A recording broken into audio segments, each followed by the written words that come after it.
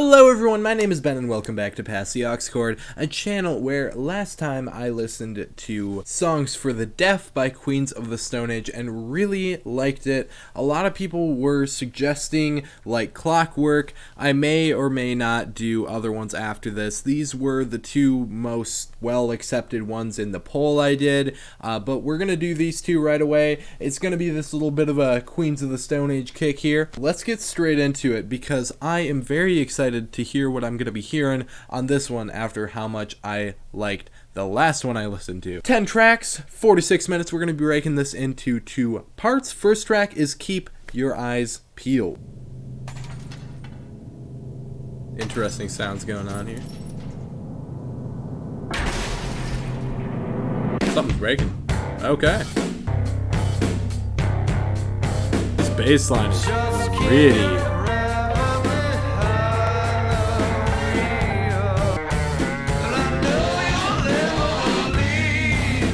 Very different sounding vocals on this section.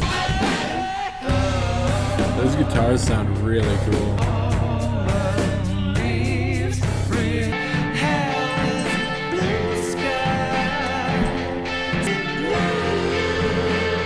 Wow.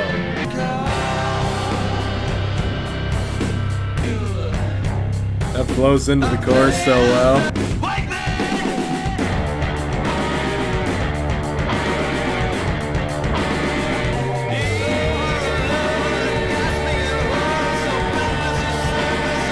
This is just very different than what I expected, I guess.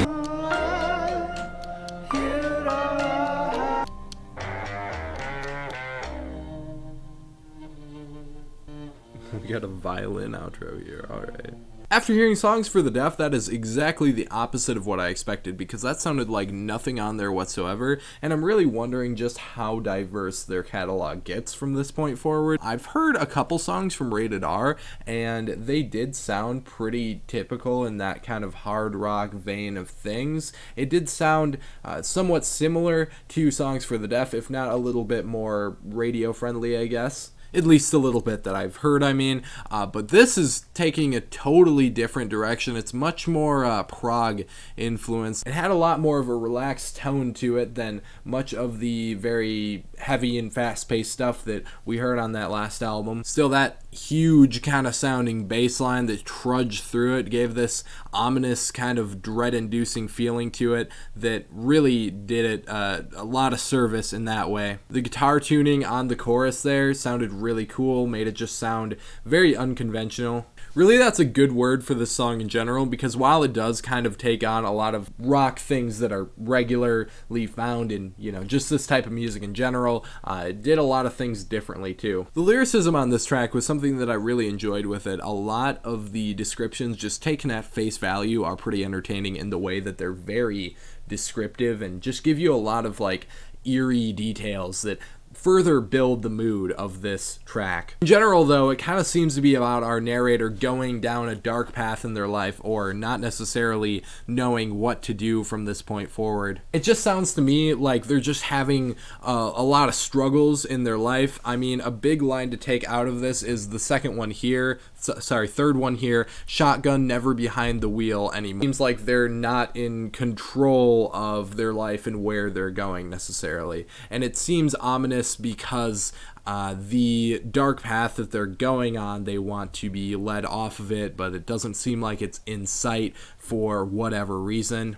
I mean, if life is a dream, then wake me up is another really indicative line of the mindset of this track. Either way, incredibly interesting one, but I feel like I've talked about it far more than enough by now. I Sat by the Ocean is the next one on here. That's the kind of riffs I'm expecting, I must say. Yeah, this definitely has more of a groove to it. This one is a single, by the way. Looking like a love song this time around, possibly. good to see that Josh Homme didn't lose his vocal talent anywhere through those 11 years. That's something I was going to mention about the last track and forgot to, so I'm briefly pausing here. There was 11 years in between these two albums that we're looking at. I'm not sure. I think they released other stuff in between there. Yeah, it seems like there was 2 other albums in between there, unless Era Vulgaris is something else. Yeah, not a huge amount of music in between the 2 albums, but some, regardless, and it seems like there's a lot of progression, and they definitely haven't lost their touch, so that's good. Love these soaring vocals here. More very interesting sounding guitars on this track.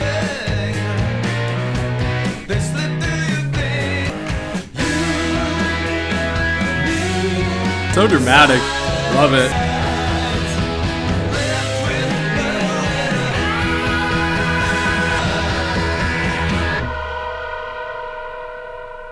Oh, that's the end.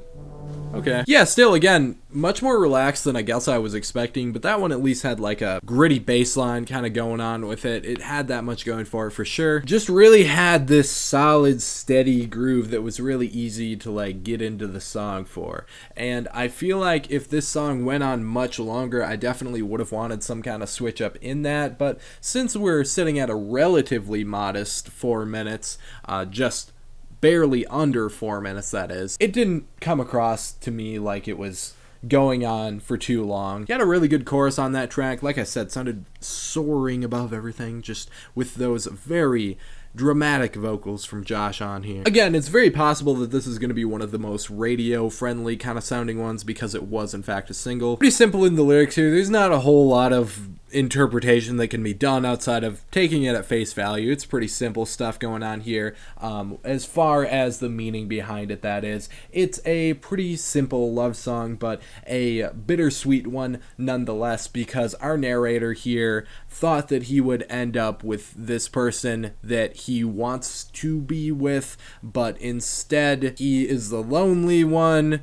There's the line, you can see it right there in the chorus, imagined I'd be your one and only, instead I'm the lonely one. That pretty much sums it up right there, but there is some good descriptive language. Once again, there's some embellishments, I guess, that are happening here that sound pretty in the context of the song and really fit this kind of lavish mood that the album has going on so far. Either way, pretty cool track. Definitely alright one, I have to say. The Vampyre of Time and Memory is the next one. Vampire being pretentiously spelled with a Y does not give me good impressions going into it, but either way, let's go. Interesting, like, synthesizer stuff going on here. Nice. This is very subtle. Can I follow through or just follow you? Alright. I knew something was gonna hit, but I guess I expected it to be a little louder. Props for sticking with the very stripped back mood though. It's needed most of all. If you the worst of all is far behind. This bit sounds so cool. Okay.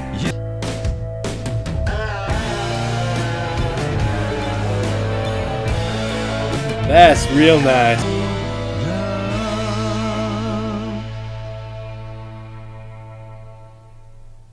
Decent. Oh yeah, that was a really pretty track for sure. I mean, again, that's not really something I guess I was expecting to say after kind of hearing the hard rockin' tunes that were on Songs for the Deaf. I'm not sure we're gonna really get anything that lives up to that badass feeling you get when listening to Songs for the Deaf. I'm not necessarily taking that as a bad thing though either, because I'm just more surprised, I guess, that it's not in any way seeming reminiscent of that sound, that style at all. But yeah, pretty track for sure. Very nice piano playing on there. That's something that I haven't really seen them integrate before. And when the song kind of picks up to be more than the piano integrated into it, sounded really nice for sure. Feeling alone in the world definitely seems to be the sentiment behind this. It has some lyrics that directly correlate to the track before it. The Vampyre of Time and Memories just seems to be that it eventually kind of sucks away at your will to live like a vampire would suck blood. That you have the times that passed and the memories that were in those times that have already since passed. And the fact of the matter is, some of what he was singing about on the last track with this person who he thought would be his lover in the long run and now is not, maybe some of those memories from the past that he's trying to forget in this track. Nice one for sure.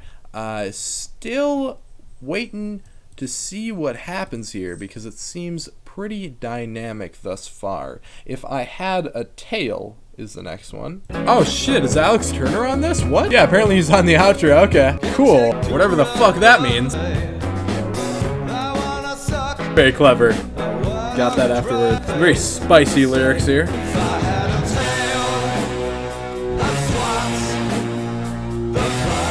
Very theatrical in this section. Nice little guitar solos that always pop in here. Love it. Crazy about how distant it sounds though, but kinda hate that.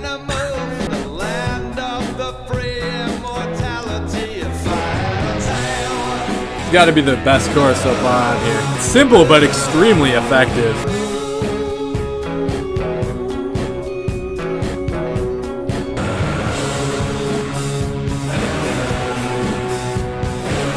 There's some solid riffs right there, alright.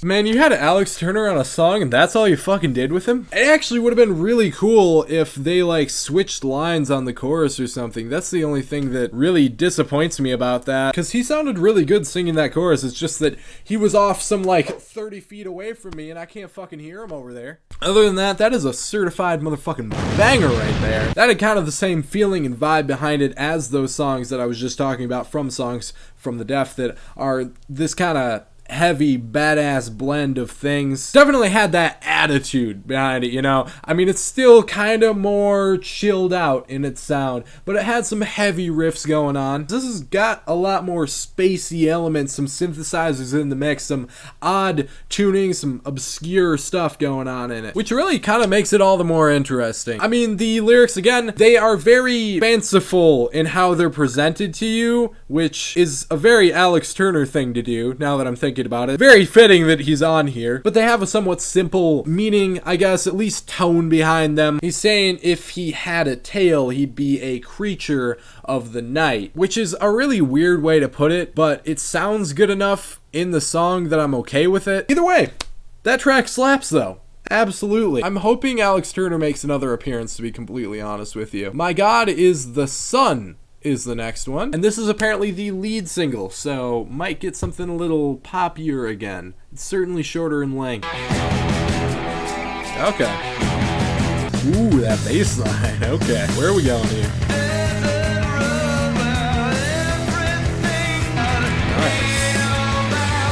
Nice. Really good vocals on this album.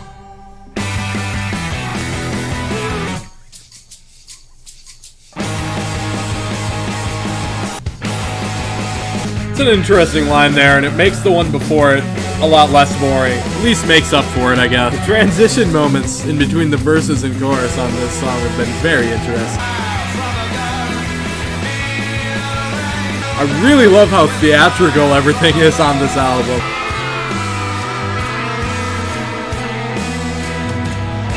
Ooh, the way this breaks down like this.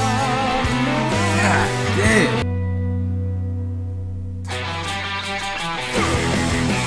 Oh, so good! Damn! What's going on here, man? I thought we were gonna close it out all heavy. Now I'm sad.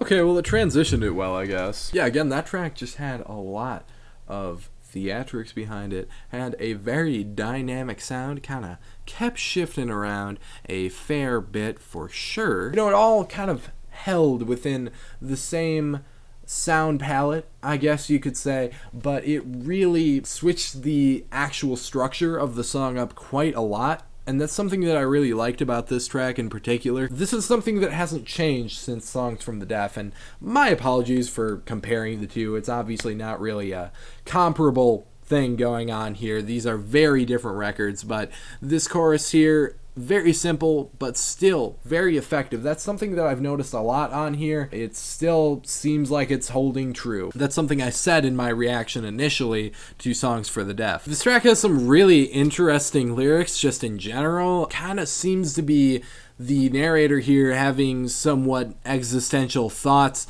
I thought that verse 2 was really interesting here. I pointed that out during the song as well, where he says, "So good to be an ant who crawls atop a spinning rock." That's kind of talking in relativity to the world being the spinning rock, and you're just a mere ant on top of this already small rock in relativity to the universe around us. You're thinking some really big picture things here, and I like that because I can kind of relate to thinking like that sometimes, and sometimes I wish I wouldn't. And maybe that's where the almost depressed sound of this one comes from. Either way, I can already feel it getting stuck in my head, so it's definitely doing its job as a single too, and I feel like it did enough to become like popular and friendly to most listeners, and not like in any way off-putting to people who aren't really fans of things outside of regular rock music, but still had a lot of very unique and interesting ideas. Something I would say about like a band like System of a Down. Okay, we're just going to use that example there, where it's still very radio friendly, able to be played kind of anywhere, but still does some weird things, you know? So that's kind of the beauty of it. Can be kind of taken in either setting. Good stuff on here so far in general. I'm really liking this record for totally different reasons than I liked Songs for the Deaf, for sure. This is a really interesting listen so far, and I'm wondering where it goes. One thing that I have to say I could really do for on this is a little bit more in the way of consistency. There's not a lot connecting these tracks so far, and I'm not really sure that there's going to be. We're already halfway through. There doesn't seem to be a lot of links going on, other than maybe the general feeling behind it. If I Had a Tail is definitely different in that way. But either way, that's going to be all for this part. Next part will be up tomorrow once you're seeing this, so do expect that somewhere around the next 24 hours from here on forth. Drop a like on the video if you did like what you saw today, and subscribe to the channel for more music-related content coming your way. Hit the bell for notifications on that same thing as well, but that is just about going to wrap it up for this one, and I will see you in part 2.